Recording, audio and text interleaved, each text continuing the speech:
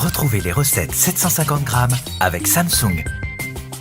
Avec Yasmine, on va vous montrer tous les secrets de la mousse au chocolat tradition. Vous allez voir, c'est vraiment top. C'est parti. Alors, faire une bonne mousse au chocolat, c'est très simple.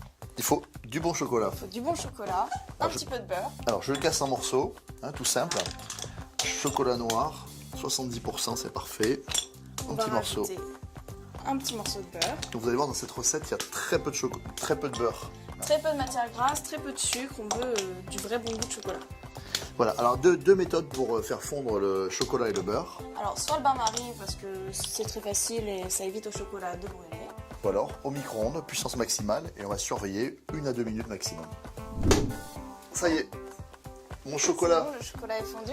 Ah, plutôt le beurre en fait. Vous voyez les petits carrés là, ils vont fondre en fait, par inertie. Vous voyez ? C'est ça, je vais juste mélanger doucement pour que le mélange soit homogène. Faut surtout pas trop chauffer parce que en fait le chocolat il a 2 ennemis, l'eau et trop de chaleur. Ça va faire des petits grelons, d'accord ? Il a tendance à brûler. Là c'est impeccable. Hein.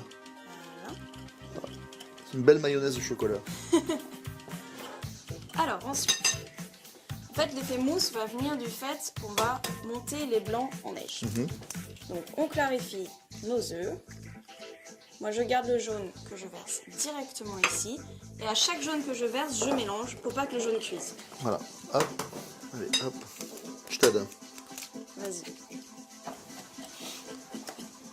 Moi je réalise une petite émulsion avec les jaunes et le chocolat. Et Toi moi, pendant ce temps-là, je monte les blancs en tu neige. vas monter les blancs en neige. Voilà. Voilà, alors en fait ce qui est important, le fouet au contact, vous allez voir en 1 minute, on va réussir à remonter.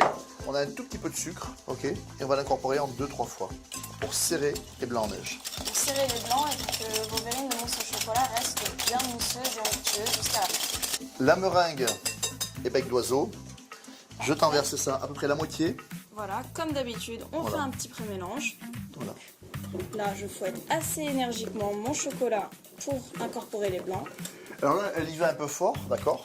Parce qu'en fait, le chocolat est plus épais et un peu plus compact que le mélange de blanc en neige. Donc elle détend sa masse et elle va reverser ici. Quand j'ai presque fini de mélanger, avant de terminer complètement, je rajoute une pincée de fleur de sel pour assaisonner un petit peu le chocolat. Vous verrez, ça ira très bien.